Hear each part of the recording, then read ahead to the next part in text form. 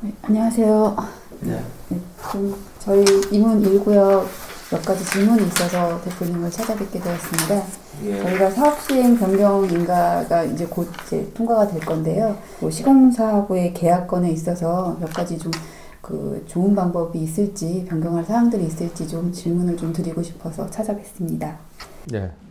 우선 제가 이제 그 부분을 좀 설명을 드리면, 제가 뭐 전체를 다 보려면 시간이 너무 없고, 되게 시간이 좀 걸려서 제가 평소에 강조했던 것 중에 조금 시급한 거, 여러분은 당장 고쳐야 될 것만 몇 가지 제가 봤어요. 근데 그 대표적인 내용이 제5조 공사의 범위 및 비용 부담, 이 부분이 지금 이미 일부 내용이 바뀌었기 때문에 거기에 맞춰실 필요가 있고, 그 다음에 제20조의 조합원부장, 21조의 일반부장 얘기가 나오는데 그게 관련 법규와 좀 맞지 않아요. 그래서 좀 고쳐야 될 필요성이 있고, 그 다음에 제22조 공사의 수준, 이 부분은 공사비를 여러분이 선정하거나 공사비를 정하거나 이제 앞으로 본계약 협상을 하실 텐데, 그 공사비를 정하거나 아니면 그 공사비가 적정한지, 그 다음에 우리 주택의 품질을 어떻게 유지할 수 있을지, 이런 거를 결정하는데 아주 중요한 요소라서 22조는 반드시 여러분이 그것 또한 관련 법규에 맞게 좀 개정해 놓고 함으로써 향후에 주택의 품질도 유지하고 공사비의 적정성도 유지할 수 있도록 해야 되겠다라는 생각을 했고요. 그 다음에 이제 공사비 상환 부분에 있어서 38조, 이런 부분들은 일단 시급하게 고쳐야 되고, 그 외의 것들도 사실은 구체적으로 보면 이 전체를 뜯어 고쳐야 되는 부분들이라서 제가 뭐 일일이 볼 수는 없는데, 우선 여러분의 권리 의무에 관계된 것 중에 중요한 그 정도는 당장 여러분이 좀 고쳐야 되지 않을까라는 생각을 했습니다. 특히 본계약 협상을 앞두고 있기 때문에. 예, 그렇습니다. 그럼 5조 부분에 있어서 공사의 범위 및 비용 부담에 있어서 어떤 부분이 가장 좀 문제라고 생각하세요? 5조는 이제 그런 거예요. 그러니까 여러분이 기존에는 철거 공사를 시공사가 아니고 철거를 여러분 조합이 아마 선정했었을 거예요. 근데 알다시피 전 집행부에서 그 관련 문제가, 뇌물수수 문제가 불거져서 지금 구속이 되고 하면서 여러분 새로운 집행부가 구성이 됐고, 또 그 이후에 지금 철거를 실제로 선정해서 여러분이 다 진행을 했는데, 앞으로 그런 비리를 막는다는 명목으로 여러분들이 아마 철거도 시공사에서 하기로, 요즘 법률은 또 시공사 하기로 돼 있지 않습니까? 그래서 시공사에서 하고 하기로 결정이 했기 때문에 그 부분을 우선 이미 다 끝난 거지만 계약서를 이번에 할 때는 뭐 당연히 맞추겠지만 맞춰야 된다라는 말씀을 드립니다. 그래서 5조가 변경이 돼야 되고요. 철거 부분에 있어서 고철이 굉장히 또 철거하면서 많이 나오고 있잖아요. 철거 비용도 굉장히 비싸지만 이 고철 부분을 저희가 지금 검색을 해봤더니, 저희는 고철이 그래도 좀 장이 19역 같은 경우는 비용이 좀 꽤 나왔다고 이제 들었는데, 저희는 굉장히 좀 적은 비용이 좀 나와 있었어요. 근데 그 부분은 저희가 어떻게 설명을 해야지 되는 부분일까요? 고철 부분에 있어서는. 비용이 좀 작게 나오는 게 맞나요? 아니면 저희가 좀 글쎄, 뭐 얼마 나왔죠? 저희 그 고철 쪽에서 수익금이 한 1,100만 원 정도 나왔다고 하는데, 그게 다 쓰레기니까 사실 돈이 안 되는 그런 부분이 맞나요? 근데 장이 19역 같은 경우는 그 비용이 꽤 나왔다고 좀 들었거든요. 그쪽 조합원들한테. 그 부분에 대해서 좀 설명을 부탁드리겠습니다. 예. 고철과 쓰레기는 구분하셔야 됩니다. 쓰레기는 버리는 것이고, 고철은 정확하게 얘기하면 재활용품입니다. 그러니까 부산물이라고 하는 것이죠. 철거 과정에서 발생되는.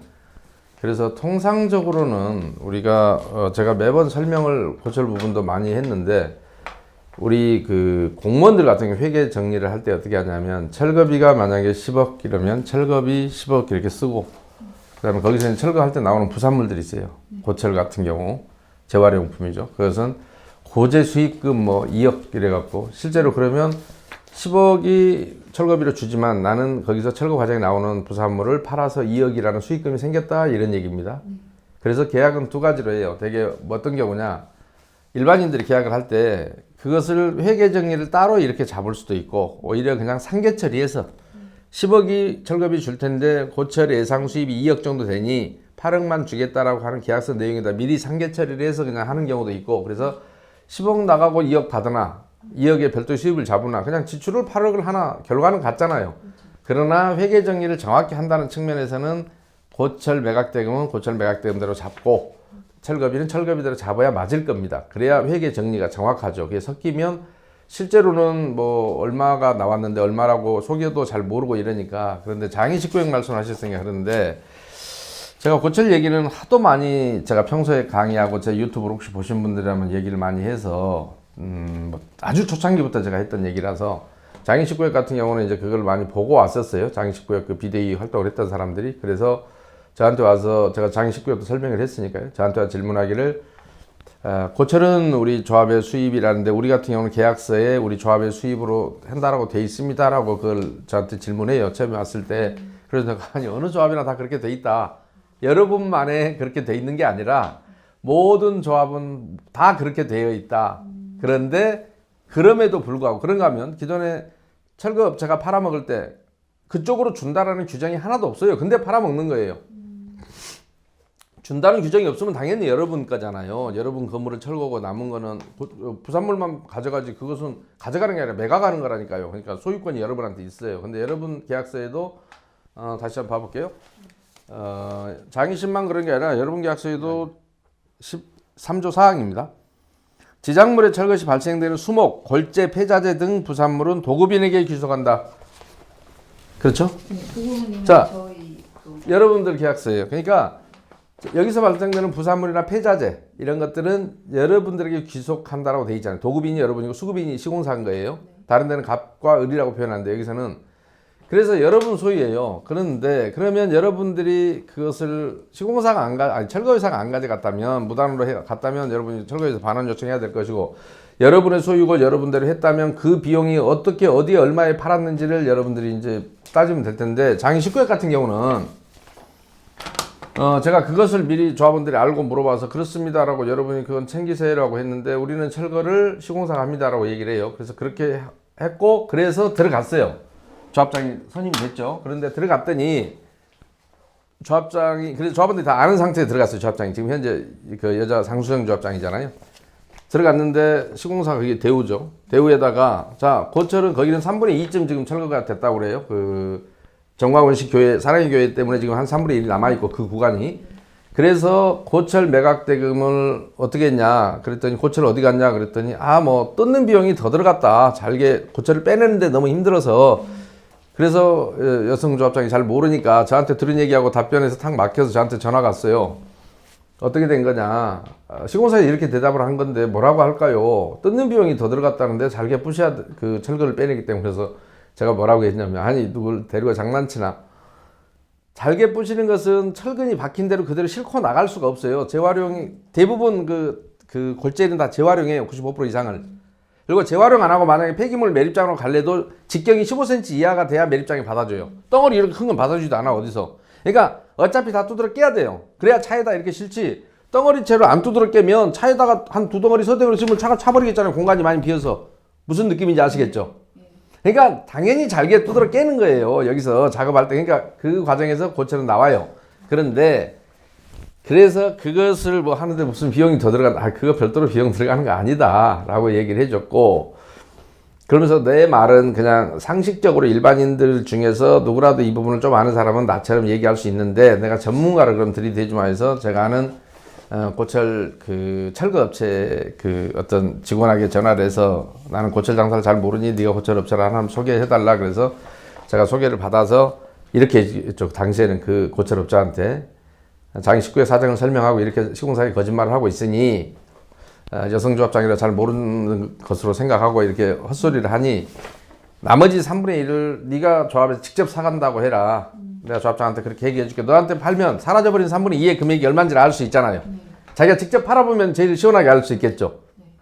그래서 이제 알겠습니다 하고 그 업자가 전화를 했대요. 저도 본 적이 없고 둘이 이제 통화만 했어요. 그랬더니 이제 아까 제가 얘기한 것보다도 더 자세하게 아마 과정을 설명해 준 것 같아. 그러면서 저도 이 업계에 있으니까 의리상 3분의 1밖에 안 남았고 이래서 제가 들어가지는 않으렵니다. 그러나 이렇게 됩니다라는 원칙에 대해서 유통구조나 이런 것에 설명을 해준 것 같아. 그래서 그 사람한테 들은 그대로를 저도 구체적인 얘기는 몰라요. 저는 제 수준에서만 설명하니까. 그래서 시공사에다 얘기를 했더니 시공사에서 뒤늦게나마 고철 매각 대금으로 10억을 들여놓기로 했답니다. 자, 그러니까 예, 10억이에요. 1,000만 원, 제가- 1억이 아니라. 네, 그래서 그 얘기를 제가 이제 우리 장소영 조합장 들었어요. 그러니까 제 덕분에 10억을 받게 됐다. 이제 나중에 정산할 때 들기로 했다는 거예요. 그래서 조합원들도 이제 자기들 승리죠. 그래서 우리 조합장이 새로 들어간 지 뭐 한 3개월 만에 벌써 고철 대금 10억을 회수하기로 했다. 네. 그래서 굉장히 고무적이 그걸로 인해서 이제 상당히 평가를 받은 것 같아요. 말은 쉽지만 실제로 실천에 옮기기 어렵잖아요. 누구나 내가 알려준다 다 실천하는 건 아니니까. 그래서 이제 그렇게 된 건데, 그래서 여러분들은 그냥 생각해 보시면 고철을 뭐 어떻게든 제가 잘 모르니까 구체적인 건 거기가 한 400여 명 될 거예요. 장이심 내가 조합원 숫자 정확히 모르겠는데 그런데 10억 들어왔어요. 근데 이때도 안 줄라다 줬기 때문에 시공사가 제대로 줬을까요? 평가해서? 저는 청구 안 했겠죠. 근데 제가 여기 말고 그 전에 재밌는 게 고철 얘기하면 또 할 때가 있는데 묘목 3구역의 고철을 제가 미리 조합원 상대로 막 설명한 적이 있어요. 거기도 비대위가 뒤집지 못하고 성공하지 못했는데 그랬더니 거기에 맨 처음에 조합 측에서 고철 매각 대금 5천만 원인가 이렇게 들여놨다가 뭐 2억인가 들여놓고 뭐 그나마 이제 일부 뭐 고철 매각 대금이라고 해서 내가 고재 수익금 뭐 이렇게 갖고 들여놨다고 해요. 근데 그래서 내가 신용만 냈구나, 돈 2억 들여놓고 다 먹었다고 이렇게 생각을 했는데 뭐 여러분 조합은 제가 직접 뭐 보거나 저기 게 수치를 제가 잘 모르기 때문에 여러분들이 뭐 미루어 짐작해 보면, 그러니까 장이식구역 같은 사례는 한 400여 명이 그래도 시공사가 안 주려고 하다가 이제 어쩔 수 없이 10억을 인정을 한 케이스고, 그러나 뭐 상식적으로 직접 팔았더라면 아무렴 10억보다야 적게 나오겠습니까? 만약에 직접 했더라면, 그죠? 장이식구역 400명이면 그 정도인데 장이식구역이 저희는 1,520명 조합이기 때는 뭐 여러분이 알아서 하시고 그렇군요. 그렇습니다. 네. 네.